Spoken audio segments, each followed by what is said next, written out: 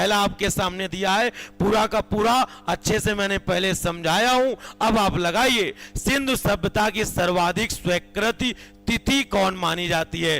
5000 से 30,000 या 2600 से 1900, 1500 से 600 ईसा पूर्व या 1000 से 500 ईसा पूर्व? जल्दी से बताओ। तो पूछा गया सवाल है, अनीता यादव हैं, रोहित हैं, क्रेजी बॉय हैं, खुशी कुमारी हैं। बढ़िया पढ़ना है तो आप फटाफट जुड़िए और फटाफट आंसर करिएगा।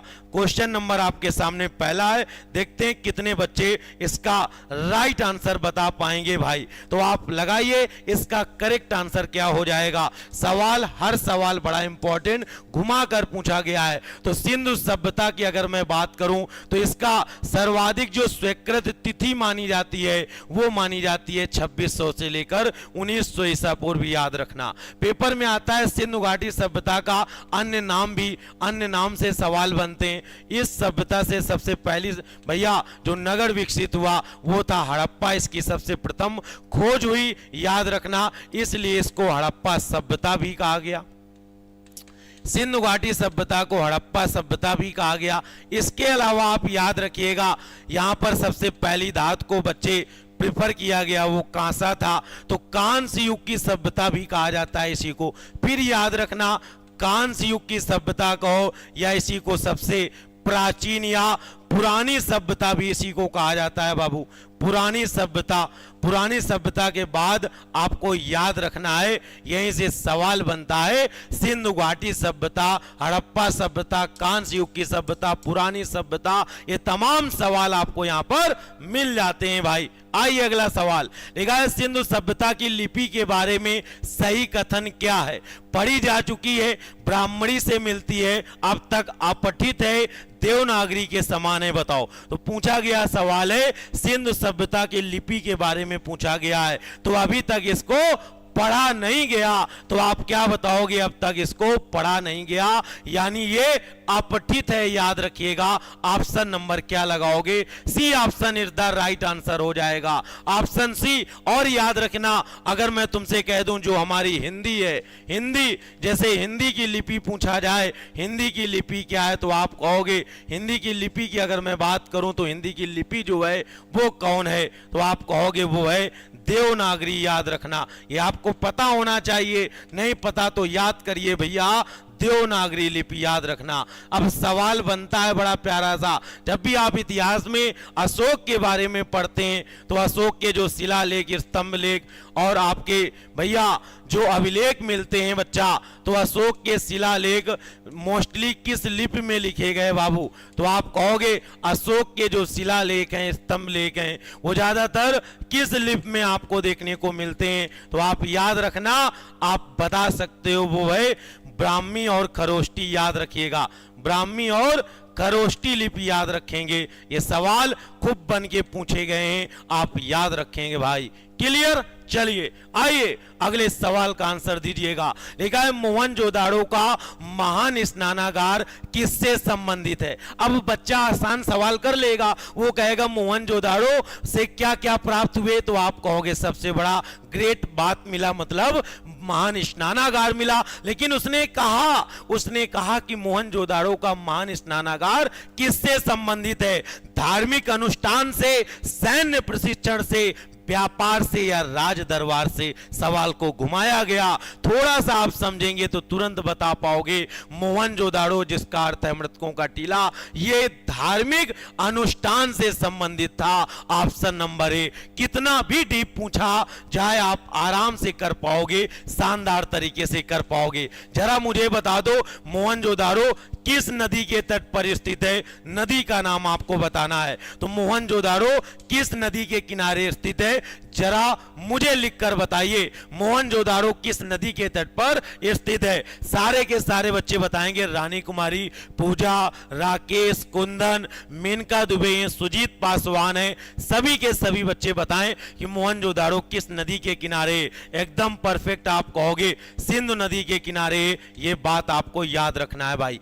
अब यहीं से सवाल बनेगा कि भैया इसकी खोज तो 1922 में की गई, 1922 में किसने किया था, जरा अभी पढ़ के आए हो आप, मुझे बता दो, देखें याद किया कि नहीं। तो आप कहोगे ये किया था राखल दास बनर्जी ने, आप बता देना राखल दास बनर्जी के द्वारा इसकी खोज की गई। कब?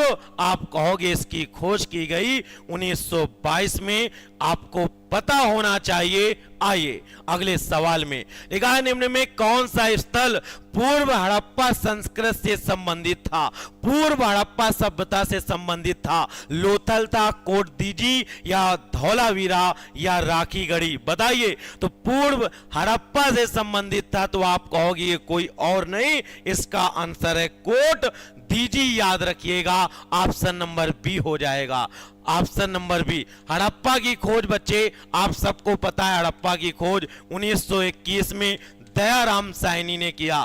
किसने किया? 1921 1921 ईस्वी में किसने किया मेरे लाल? आप कहोगे दयाराम साहनी ने किया। किसने?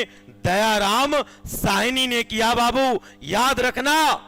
पूछा जाता है सवाल, आपको बताना है हड़प्पा किस नदी के किनारे स्थित है, हड़प्पा जो है किस नदी के किनारे स्थित है। अगर ऐसे आपने पढ़ लिया, ये 90 दिन चैलेंज है, 90 दिन हमारे साथ पढ़ लिया, तो याद रखना आपके अंदर कोई डर नहीं रहेगा, आप बिल्कुल निडर होके मेहनत करेंगे अपनी लक्ष्य की तरफ। आओ, तो आप कहोगे हड़प्पा किस नदी के किनारे, नदी का नाम पूछा जाए तो आप कह देना रावी, रावी नदी के तट पर स्थित है हड़प्पा। याद रखेंगे साथी, एकदम परफेक्ट। शेयर करो भाई, फ्री में कोई नहीं पढ़ाता, फालतू का आपको पढ़ाने के लिए दुनिया पड़ी है, आपको फ्री पढ़ा रहा हूं। भर भर के आप लोग शेयर करिए, भर भर के लाइक करिए, उस गरीब बच्चे तक आपको वीडियो को फैला देना है। आपसे मैं कुछ नहीं मांगता, आपसे बस आपका भाई, बड़े भाई होने के, छोटे भाई होने के नाते आप सभी लोग वीडियो को शेयर जरूर करना, लाइक करना।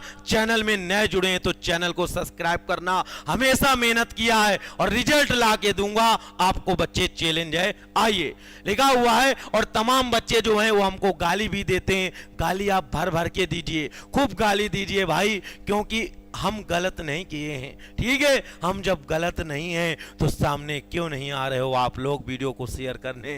ठीक है, चलिए आओ। लिखा है सिंधु सभ्यता का सबसे पश्चिमी स्थल कौन सा है, बताओ। सिंधु घाटी सभ्यता का सबसे पश्चिम में कौन है? अभी बताया था, अभी विस्तार में जब बताया था कि उत्तर में विस्तार कहां पर है, उत्तर में विस्तार मांडा, मांडा जम्मू कश्मीर तक फैला हुआ है बाबू, मांडा जम्मू एंड कश्मीर। दक्षिण में अगर बात करें, दक्षिण में कहां तक फैला है, तो दक्षिण में याद रखिएगा, दक्षिण में दैमाबाद, और दैमाबाद याद रखना, दैमाबाद जो है ये महाराष्ट्र वाला क्षेत्र है, याद रखेंगे। आइए, अगर मैं बात करूं, पूछा क्या है, पश्चिम पूछा है, पश्चिम में पूछा है भाई, तो पश्चिम में पूछा जाए तो याद रखना बलूचिस्तान वाला क्षेत्र है।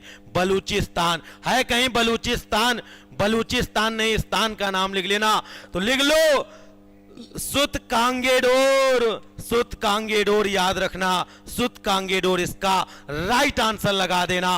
ऑप्शन नंबर 20 दा करेक्ट आंसर हो जाएगा। ऑप्शन बी, कितने बच्चों को ऑप्शन बी आया? देखो पूजा कुमारी है, बिटिया क्या सो के आई हो क्या? सोया नहीं जाता, आपको फैक्ट बता रहा हूं। पूर्व में याद रखना मेरठ तक फैला हुआ है, याद रखना मेरठ तक फैला हुआ है। शेयर करिए, अच्छे से पढ़िए, मजे से एंजॉय करिए। आइए अगले सवाल पर। लिखा है सिंधु सभ्यता में ग्रिड पैटर्न या ग्रिड पद्धति नगर योजना का संकेत किससे? ग्रिड पैटर्न का मतलब है, आप देखते हो आपके गली, आपके मोहल्ले में ऐसे नालियां मिस्त्री और ठेकेदार बना के चले जाते हैं कि जब भी बरसात होती है वह ओवरफ्लो होकर सड़क में पानी भरता है। मेरे दोस्त, सड़क उस समय इतनी बेहतर हुआ करती थी, समकोण को काटती हुई सड़कें हुआ करती थी। तो याद रखना ग्रिड पैटर्न का मतलब है सुनियोजित नगर नियोजन। आपस में याद रखना कोई भी ऐसी नालियां नहीं थी, ये समकोण को